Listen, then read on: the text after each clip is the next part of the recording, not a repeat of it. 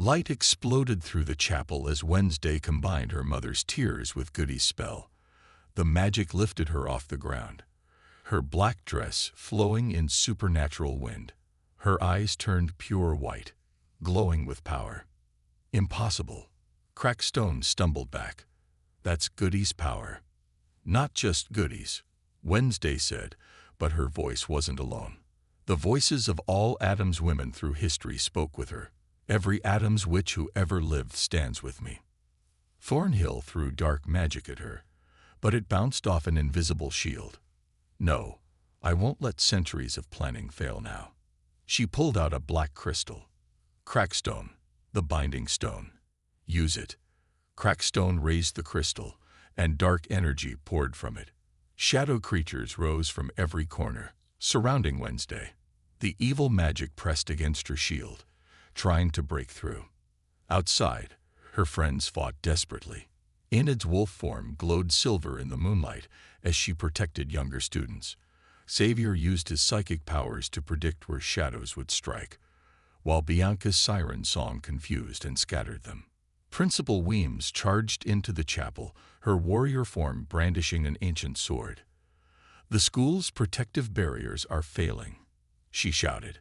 "Whatever you're going to do, Wednesday, do it now." Wednesday opened Goody's spell book to the final page. The words glowed with their own light, but before she could read them, Thornhill made her move. "Blood calls to blood," she screamed, cutting her palm. Her blood hit the floor, and the shadow creatures merged into one massive beast. "If we can't have Nevermore, no one will." The shadow monster attacked Wednesday's shield. Cracks appeared in the magical barrier. She couldn't read the spell and maintain the shield at the same time. Suddenly, Tyler's voice rang out. "Wednesday, catch." He threw something small and fast, the binding crystal, which he'd managed to grab from Crackstone. Wednesday caught it just as her shield shattered. "No!" Crackstone and Thornhill shouted together. Wednesday crushed the crystal in her hand, absorbing its power.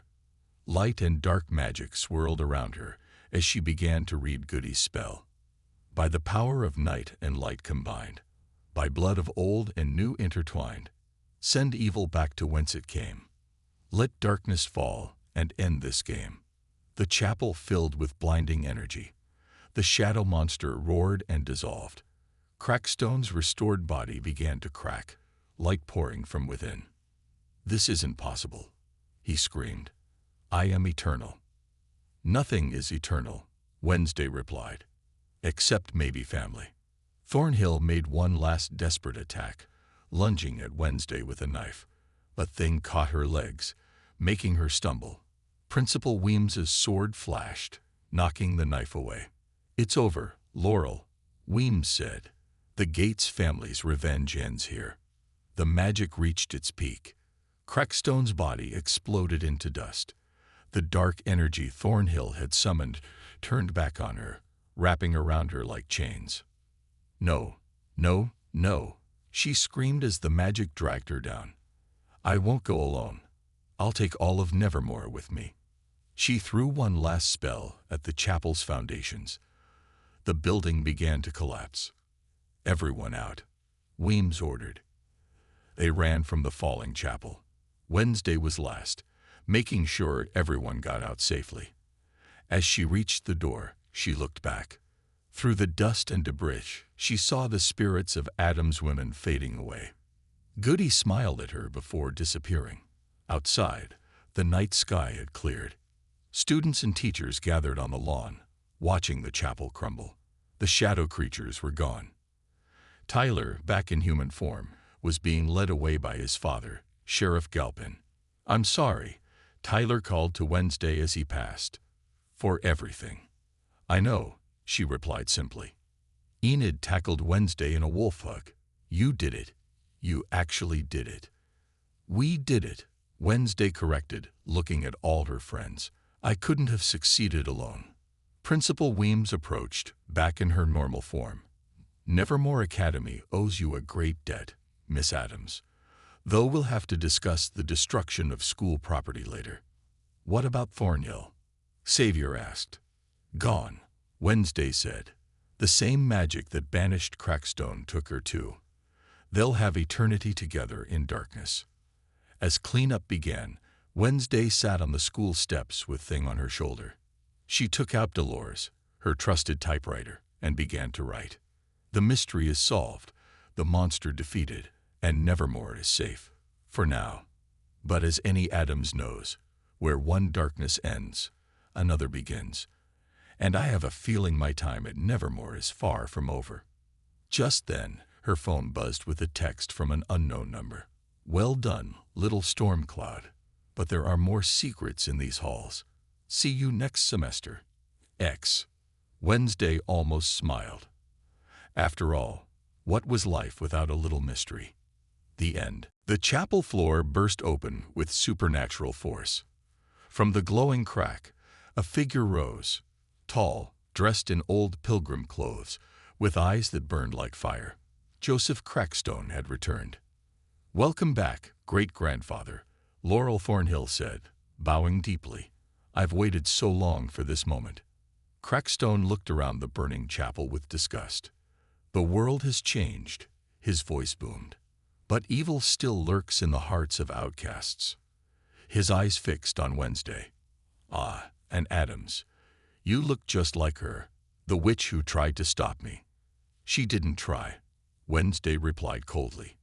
She did stop you, and I'll do it again. Crackstone laughed, the sound shaking dust from the chapel walls. Brave words from a child. But this time, I'm prepared. He pulled out an ancient-looking knife. Your ancestors' power flows in your blood. Once I take it, no one can stop me. Outside, Wednesday could hear chaos. Students and teachers ran from shadow creatures that Thornhill was summoning. Screams and magical explosions filled the air.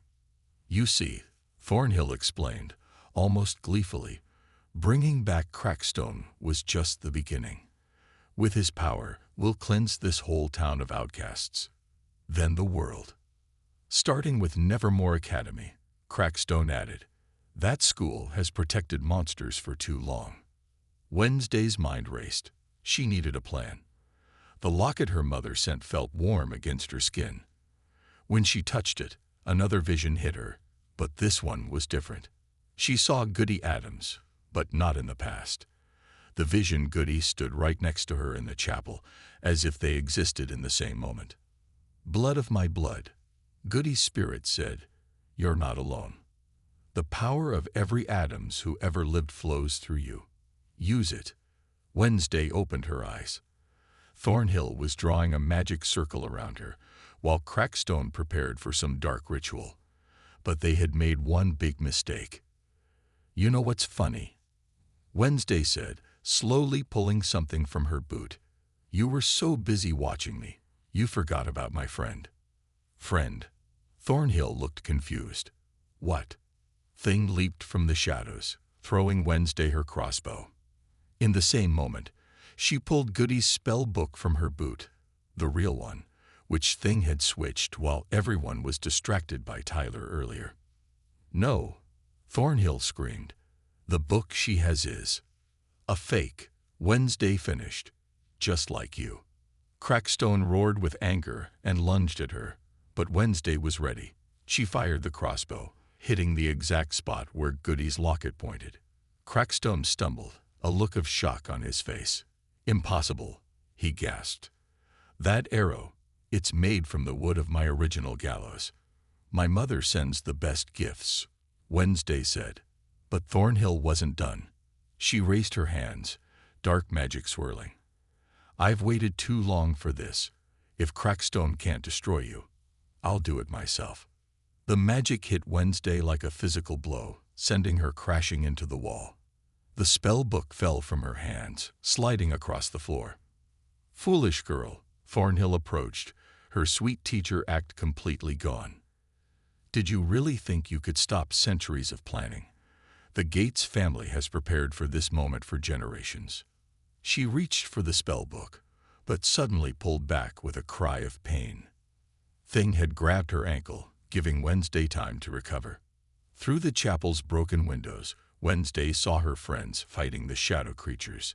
Enid's wolf form tore through them, while Xavier's psychic powers and Bianca's siren song kept them at bay. Even Tyler, wounded but determined, was helping evacuate younger students. Principal Weems appeared at the door, her shape-shifting power letting her take on a powerful warrior form. Wednesday. Catch. She threw something small and shiny, a crystal vial containing a swirling silver liquid. Your mother's tears, Weems explained. The most powerful protection against dark magic. Wednesday caught the vial just as Crackstone and Thornhill both attacked. She had one chance to get this right. The power of her family, her friends, and 4 centuries of Adam's history had led to this moment. She uncorked the vial and began to read from Goody's spell book.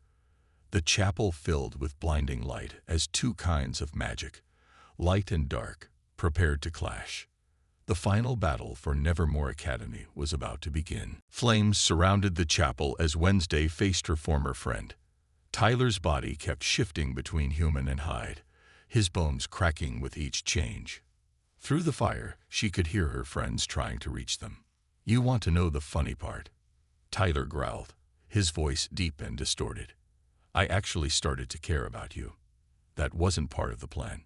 "Tell me about this plan," Wednesday said, buying time as things silently crept along the chapel ceiling above them. "When did you become this?"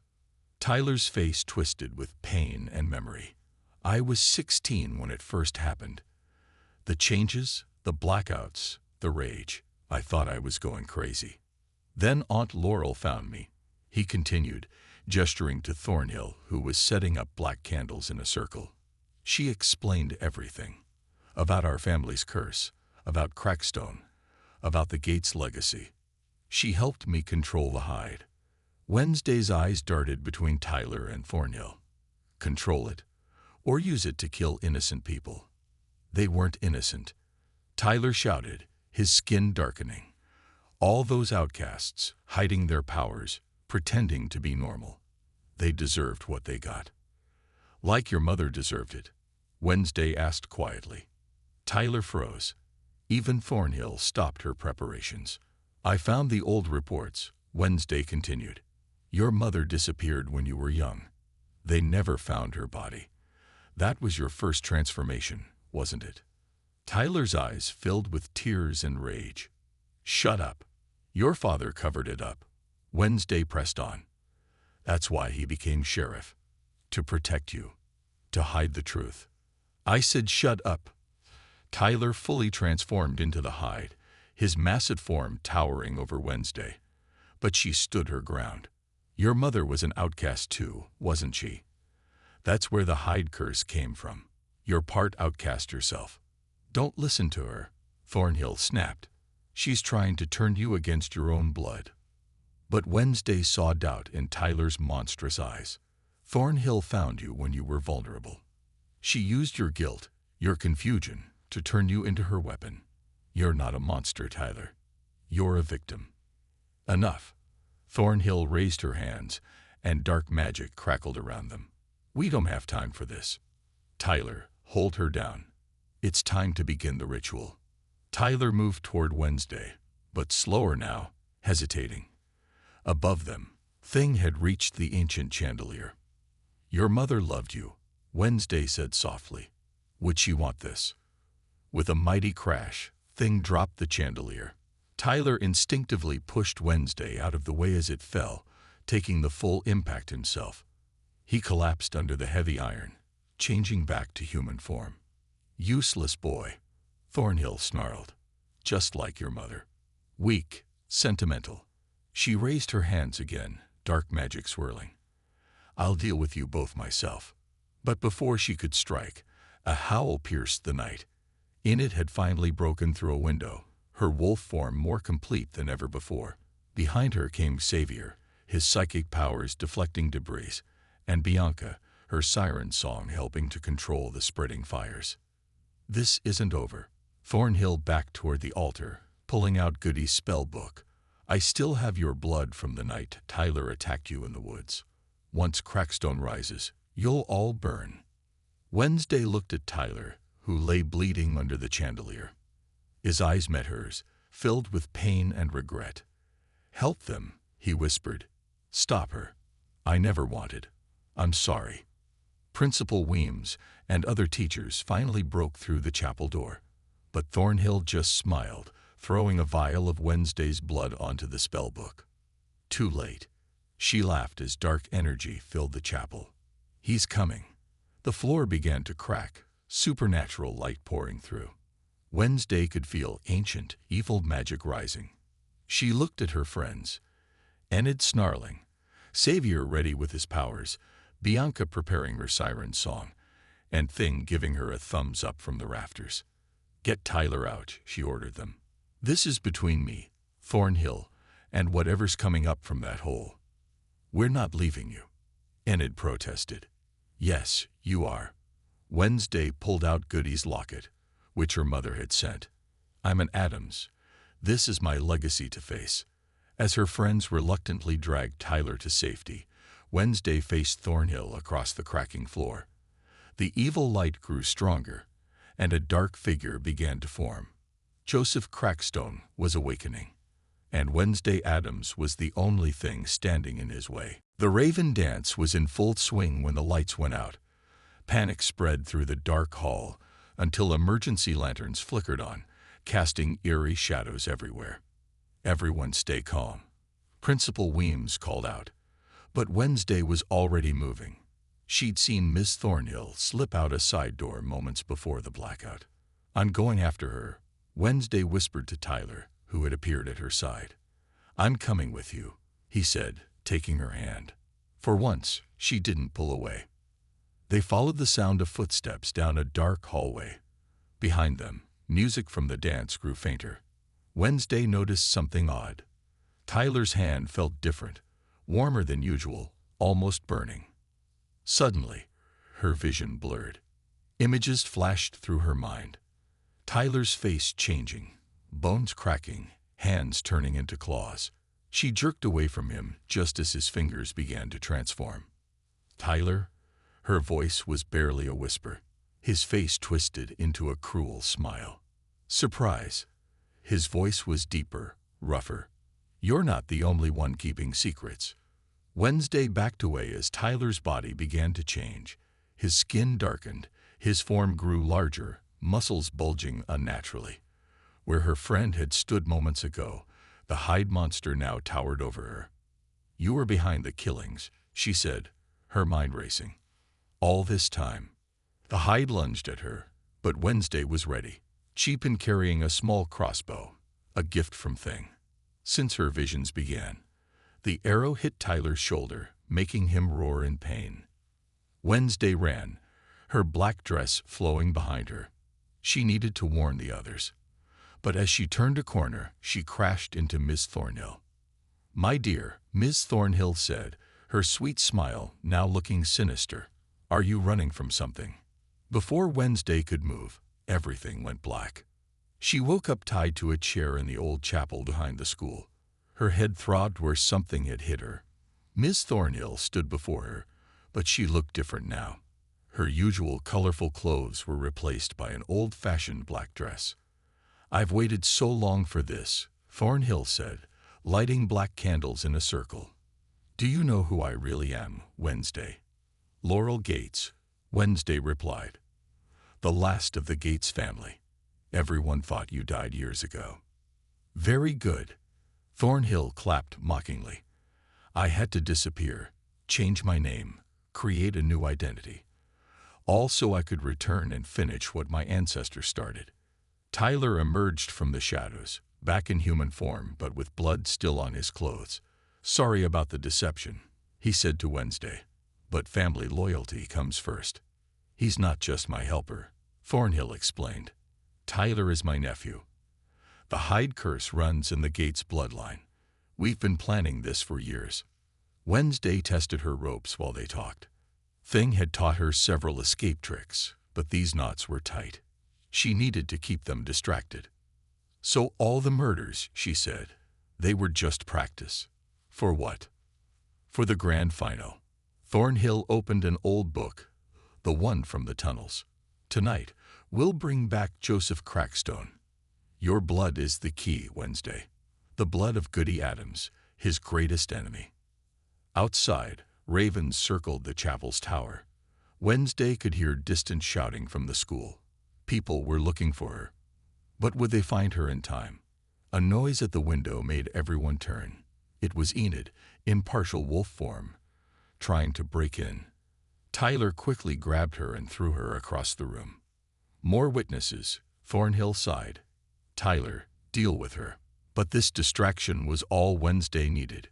While everyone watched Enid, Thing had crept up and loosened her ropes. She broke free and grabbed the spell book. No, Thornhill screamed as Wednesday ran for the door. But Tyler was faster. He grabbed her, his hands already changing into the Hig's claws. I really like you, Wednesday, he growled. We could have been great together. Sorry, Wednesday replied. I don't date murderers. She kicked backward, hitting him where it hurt most. As Tyler doubled over, Wednesday saw Bianca and Xavier running toward the chapel. Behind them came Principal Weems and other teachers. But Thornhill just laughed. Perfect timing, she said, pulling out a strange device. The more witnesses to Nevermore's destruction, the better. She pressed a button, and explosions rocked the school grounds. Fire burst from hidden charges around the chapel. Through the flames, Wednesday saw her friends trapped outside, unable to reach her. She was alone with a monster and a madwoman, and time was running out. The annual Raven Dance was coming to Nevermore Academy, but Wednesday Adams had bigger problems than finding a date. Students were practicing their dance moves in the halls while she studied the growing evidence board in her room. Let me get this straight, Enid said, watching Wednesday pin up new photos. Miss Thornhill might be immortal. Someone's trying to bring back an evil pilgrim, and you think the Hyde monster is connected to all this? Exactly. Wednesday stepped back, looking at the web of string connecting the clues. And the dance might be their perfect opportunity to strike. A knock at the door made them jump. It was Tyler, holding his usual coffee delivery. Bad news, he said. Another body was found in the woods. This time, the victim was a town local, a shopkeeper who had reportedly seen something strange in the woods the night before. Wednesday convinced Tyler to sneak her into the morgue where his father, Sheriff Galpin, kept the body. This is so wrong, Tyler whispered as they crept through the dark morgue. Scared? Wednesday asked, pulling back the sheet covering the body. No, just. Tyler stopped as they saw the marks on the victim. Deep claw marks, but with a strange pattern. These aren't random, Wednesday said, taking pictures. They form letters. She traced the pattern. It spells soon. Back at school, Xavier caught up with Wednesday in the art room. He was working on a new painting, a dark figure standing over Nevermore. I keep seeing this in my dreams, he explained. Something bad is coming. Speaking of bad things, Wednesday said, are you going to the dance? Xavier looked surprised. Was that you trying to ask me? No, Wednesday replied flatly. I'm asking if you'll help me search the school while everyone's distracted by the dance. But later that night, as Wednesday lay awake in bed, another vision struck. She saw the dance hall filled with students, then flames everywhere. In the chaos, she saw a dark figure dragging someone away. Herself. The next day, Principal Weems announced increased security for the dance. Due to recent events, she said during assembly, we're taking extra precautions. Wednesday noticed Ms. Thornhill in the back of the hall, writing in a small book, using Thing, her handy disembodied friend. She managed to get a peek at the pages. They were covered in strange symbols, the same ones from Goody's spellbook. We need to find out more about her, Wednesday told Bianca during fencing practice. You can use your siren powers to charm information out of people, right? Bianca parried Wednesday's attack. It's not that simple. But, she hesitated. I did hear her on the phone yesterday. She mentioned something about a Gates family legacy. This was new. Wednesday spent her free period researching the Gates family. What she found chilled even her cold heart. The Gates were descendants of Joseph Crackstone, and they had sworn to finish what he started, destroying all outcasts. But the last gates died years ago, Enid said when Wednesday shared her discovery. Unless they didn't, Wednesday replied. Unless they've been hiding in plain sight. The night of the dance arrived. The great hall was transformed with floating lights and dark decorations. Wednesday wore a black dress that her mother had sent, the same one Morticia had worn to her own Raven dance. Tyler and Xavier both asked her to dance, creating an awkward moment. But Wednesday was focused on something else. Her visions were getting stronger. Every few minutes, she caught glimpses of fire, screaming, and blood. Something's going to happen tonight, she told her friends. The Hyde Thornhill, Crackstone. It's all connected to this dance. As if on cue, the ravens around the school began gathering, hundreds of them perching on the roof and trees. The air felt heavy with dark magic. Wednesday looked around the dance hall. Students laughed and danced, unaware of the danger. Tyler watched her from near the punch bowl. Xavier sketched in a corner. Enid danced with other werewolves. And Miss Thornhill was nowhere to be seen. Keep your eyes open, Wednesday told Thing, who gave her a thumbs up before scurrying off to patrol. The clock struck midnight. Wednesday felt a chill run down her spine. In the corner of her eye, she saw a shadow move unnaturally. The trap was set. But who was the hunter and who was the prey? Wednesday sat in Principal Weems's office, staring at the black envelope that had just arrived. Her mother's handwriting was unmistakable. Traumatic loops in blood-red ink. Your parents think you should know the truth, Weems said, looking uncomfortable. About your ancestor, Goody Adams, and her connection to Nevermore. Inside the envelope, Wednesday found old photographs and a letter. As she read, her eyes widened slightly, the only sign of her surprise. Dear Wednesday, the letter began. You've been having visions, haven't you? Just like Goody Adams did. It's time you learned why our family is bound to Nevermore forever. The story was darker than even Wednesday expected. In 1625, Joseph Crackstone, a cruel pilgrim leader, had tried to kill all the outcasts in the area. Goody Adams, Wednesday's great-great-great-great-grandmother, had stopped him using her psychic powers, but she died in the process, after hiding a powerful spell book somewhere in Nevermore. So that's what the book in the tunnels was, Wednesday muttered. What was that? Weems asked sharply. Nothing. Wednesday tucked the letter away. Is there anything else about my family's history I should know? Weems's face remained neutral, but her fingers tapped nervously on her desk. No, that's all. She was lying. Later, in the library's restricted section, which Thing helped her break into, Wednesday found an old yearbook. In it, she saw a young Morticia Adams standing with Principal Weems and another girl. The third girl's face had been burned out of the photo. Looking at old pictures, Xavier appeared, making Wednesday jump slightly. Sorry, didn't mean to scare you. You didn't, she lied. Do you know anything about this? She pointed to the damaged photo. Xavier studied it. That's strange. My father told me about a student who died here 30 years ago. Apparently, there was a huge cover-up. Before he could say more, they heard footsteps.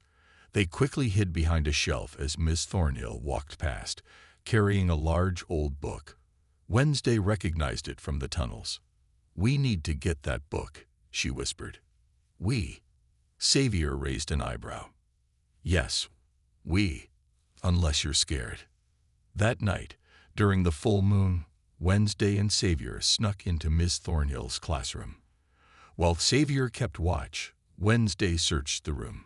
She found the book hidden in a false bottom of a drawer. Just as she opened it, a vision hit her hard. She saw Goody Adams fighting Joseph Crackstone, but something was different this time. In the background, she saw a familiar face, Miss Thornhill, looking exactly the same as she did now. The vision ended just as they heard voices approaching. Wednesday quickly took pictures of the book's pages with her phone, then put it back. Back in her room, Wednesday studied the photos while Enid paced nervously. "So your ancestor fought this evil pilgrim guy," Enid said, "and now his ghost or whatever is killing students." "No," Wednesday replied. "I think someone is trying to bring Crackstone back. The book is full of resurrection spells. And somehow, Ms. Thornhill is connected to all this. She hasn't aged in over 400 years. But that's impossible." Enid stopped pacing. Unless. A knock at the door interrupted them. It was Tyler, looking worried. "You need to see this," he said. He led them to the town's old cemetery. There in the moonlight, they found a freshly dug grave. The headstone read Joseph Crackstone. "Someone's been here recently," Tyler said, pointing to fresh footprints. "And look." He held up a black feather. "Ravens have been gathering here every night." Wednesday examined the grave. Carved into the stone was a symbol, the same one she'd seen in her visions on Goody's spell book. "They're going to try to bring him back," she realized. "But they need something powerful for the resurrection spell." She turned to her friends. "They need the blood of the person who killed him." "But Goody Adams is dead," Enid said. "Yes," Wednesday replied. "But her blood runs in my veins. I'm the key to their plan." As if confirming her words, ravens began gathering in the trees around them, their black eyes watching. In the distance, a wolf howled.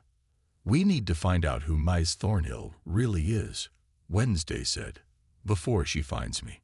But unknown to Wednesday, Miss Thornhill was already watching. From her classroom window, she smiled as she looked at an old family portrait, showing her standing next to Joseph Crackstone himself. The dead student's name was Harold Jenkins. He had been a sixth-year student who could turn invisible.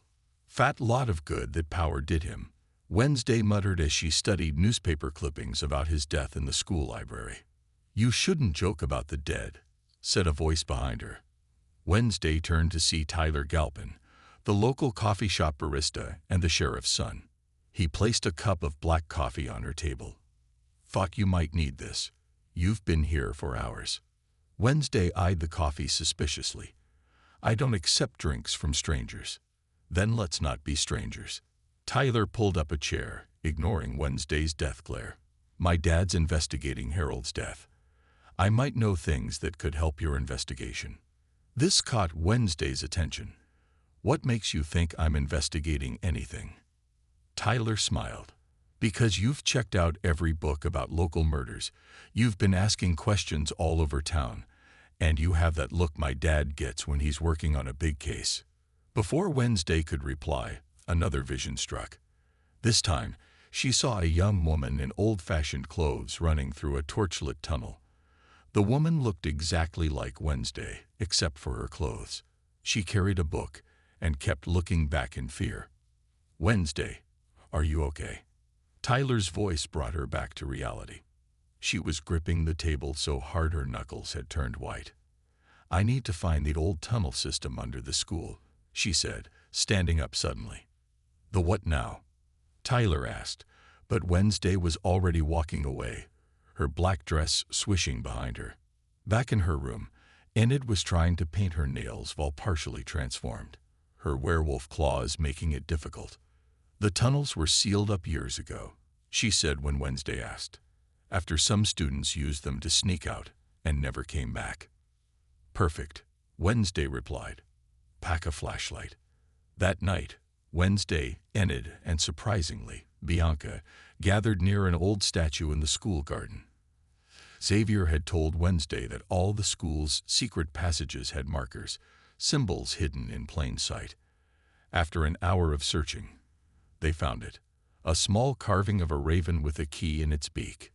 "This is a terrible idea," Enid whispered as Wednesday pressed the carved key. With a grinding sound, a section of the wall slid open, revealing a dark passage. "You don't have to come," Wednesday said, clicking on her flashlight.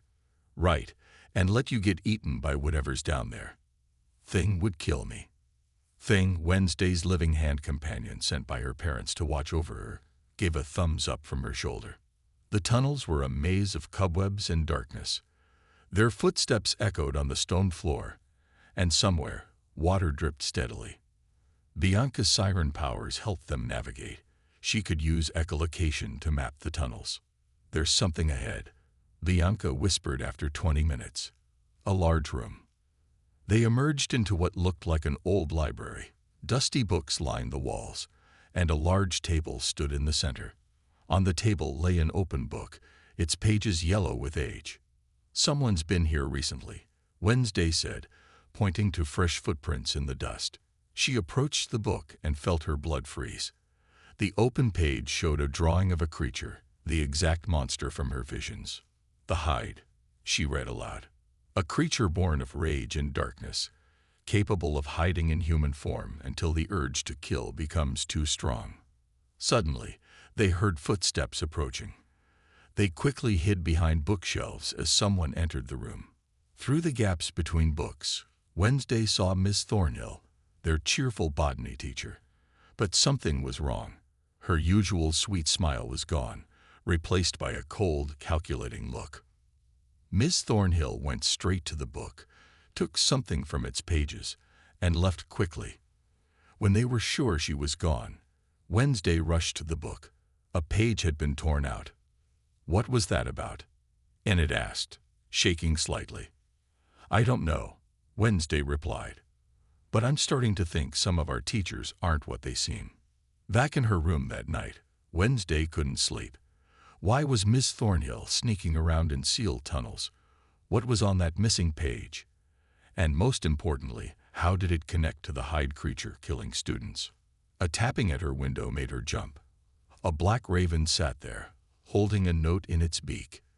The note read, "Stop looking into the Hide. Next time, it won't be a warning." Below these words was a photo of Wednesday and her friends in the tunnel, taken just hours ago. Someone was watching them. Someone who knew what they were doing and wanted them to stop. Wednesday smiled her rare smile. They were getting close to something big, and nothing would stop her now. Wednesday's first week at Nevermore Academy proved that even a school for outcasts had its own kind of normal. Students worried about grades, gossiped in hallways, and formed their little groups. The Fangs, vampires, the Furs, werewolves, the Scales, sirens, and the Stoners, gorgons, each kept to themselves. Being in Adams, Wednesday preferred to be alone. But the visions wouldn't leave her alone. They came without warning, striking like lightning. In the middle of her advanced misery and macabre literature class, another one hit. This time, she saw a young man running through the woods at night. His terrified face looked straight at her before something huge and dark tore him apart. When Wednesday snapped back to reality, she had broken her pencil in half. "Are you quite all right, Miss Adams?" her teacher, Mr. Hawthorne, asked. His stone-gray eyes studied her with concern. "Just peachy," Wednesday replied, ignoring the whispers from her classmates. But she wasn't all right. The visions felt too real, too urgent. They were trying to tell her something. After class, she headed to the library, seeking answers about her new psychic abilities. Among dusty shelves and ancient books, she found an interesting fact. Psychic powers often ran in families. Had her parents kept secrets about their time at Nevermore? A voice interrupted her research. Looking up murder mysteries, it was Xavier Thorpe, a talented artist whose sketches had an unsettling way of coming true. His dark eyes held secrets, and Wednesday noticed how he always seemed to appear when she was alone. "Actually, I'm researching recent deaths in the area," she said bluntly. "Know anything about that?" Xavier's face darkened. "My father performed at a show near here last month. Someone died in the woods that night. The police said it was an animal attack. But..." He glanced around and lowered his voice. "The body was torn apart in a way no normal animal could manage." Just like in her vision, Wednesday felt her pulse quicken with interest. That evening, she convinced Enid to help her break into the school's records room. "This is against the rules," Enid whispered, nervously glancing around as Wednesday picked the lock. "Principal Weems will kill us." "Then we better not get caught," Wednesday replied, pushing the door open. Inside, they found files dating back decades. Wednesday discovered something strange. Every few years, someone died mysteriously in the woods. The deaths were always ruled as accidents or animal attacks, but in each case, the body was found torn apart. Their investigation was interrupted by footsteps in the hallway. They barely managed to hide behind a cabinet when Principal Weems entered, talking on her phone. "Yes, we're keeping it quiet," Weems said tensely. "The last thing we need is panic about the monster of Nevermore returning. No, the students don't know anything. Yes, I've increased security in the woods." Wednesday and Enid held their breath until Weems left. "Monster of Nevermore." Enid whispered, her wolf eyes glowing with fear. "That's just an old-school legend." "Right." But Wednesday remembered the statue she'd found on her first night. The warning had been there all along. The next day, during fencing class, Wednesday faced off against Bianca Barclay, the school's queen bee and a powerful siren. As their swords clashed, Bianca spoke in a low voice. "I know you were in the records room last night. Going to tell on me?" Wednesday thrust her sword forward. "No," Bianca parried the attack. "Because I lost someone to that thing in the woods. My cousin, 3 years ago. If you're investigating the deaths," she hesitated, "I want to help." Before Wednesday could respond, screams erupted from outside. Everyone rushed to the windows. At the edge of the woods, teachers gathered around something on the ground. Wednesday caught a glimpse before they covered it. A body, torn to pieces, just like in her visions. That night, as storm clouds gathered over Nevermore, Wednesday sat at her typewriter. The mystery was bigger than she'd imagined. A monster that had hunted for generations.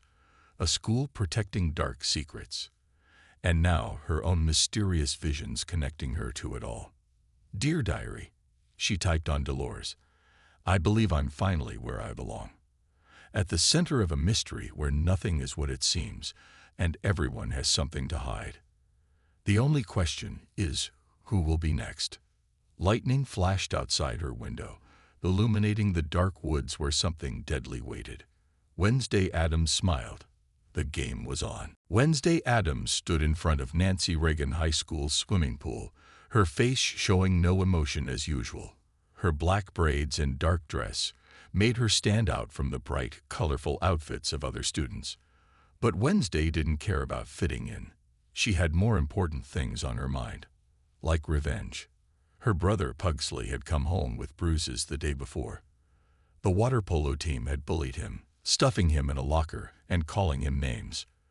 Wednesday Adams never forgot those who hurt her family. That's why she carried a bag full of pyroness. As the water polo team practiced their moves in the pool, Wednesday calmly walked to the edge. "This is for Pugsley," she whispered, dumping dozens of hungry pyroness into the water. The resulting chaos was exactly what she had hoped for. Screaming jocks jumping out of the pool, their expensive swimsuits in tatters. But actions have consequences, even for an Adams. Soon, Wednesday sat in the principal's office with her parents, Morticia and Gomes Adams. The principal, red-faced and angry, expelled her immediately. Most parents would be upset, but Morticia and Gomes looked proud. Still, they knew what this meant. It was time for Wednesday to attend their old school, Nevermore Academy. The drive to Nevermore took them through thick forests and winding roads. As their black car turned the final corner, Wednesday saw it. A massive Gothic building with spires reaching toward the cloudy sky. Gargoyles washed from every corner, and black gates creaked open to welcome them. For the first time that day, Wednesday felt a tiny spark of interest. "Your father and I met here," Morticia said, her red lips curving into a smile. "It's where we fell in love." "How romantic," Wednesday replied flatly. "Did you also solve any murders?" "Only a few," Gomes laughed, but his daughter noticed he didn't quite meet her eyes. At the entrance, they met Principal Larissa Weems. She wore a tight bun and an even tighter smile, especially when looking at Wednesday. "I remember when your mother attended Nevermore. Weems said, "I do hope you'll be less disruptive." Inside, Wednesday discovered this wasn't just any boarding school. A girl with fangs walked past, followed by a boy who floated several inches above the ground. In the corner, someone turned invisible, then visible again. Nevermore was a school for outcasts, vampires, werewolves, sirens, and other supernatural beings. Her roommate, Enid Sinclair, was Wednesday's complete opposite. Bright clothes, rainbow hair, and a personality as sunny as a summer day. She was also a werewolf who hadn't quite figured out how to fully transform yet. "We're going to be best friends," Enid squealed, trying to hug Wednesday. "Touch me, and you'll lose a paw," Wednesday warned, unpacking her most prized possession, her typewriter named Dolores. That first night, while other students slept, Wednesday explored the old halls of Nevermore. The moon cast strange shadows through the stained glass windows, and portraits of former students seemed to watch her every move. In one dark corridor, she found an old statue with a strange inscription: "Beware the monster of Nevermore." Just then, Wednesday's world turned upside down. Her body froze as unfamiliar visions filled her head. Flashes of someone running through the woods, screaming. A creature with glowing eyes. Blood on fallen leaves. When the vision ended, she stood alone in the dark hallway, breathing hard. Something was wrong at Nevermore Academy. People were dying in the woods nearby, and somehow Wednesday could see it happening. She had never had visions before, but now they seemed to be showing her important clues. Looking out her dormitory window later that night, Wednesday watched the dark woods beyond the school grounds. Somewhere out there, a killer was hiding. Most students would be scared, but Wednesday Addams wasn't most students. Instead of fear, she felt excitement. Finally, she typed on Dolores, "Something interesting to do at school." Little did Wednesday know, this was just the beginning. The mystery of Nevermore would test her in ways she never expected, force her to make unlikely friends, and maybe, though she would never admit it, even help her grow as a person.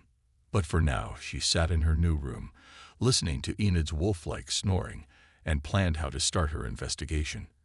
After all, what better way to make a name for herself at a new school than by solving a murder?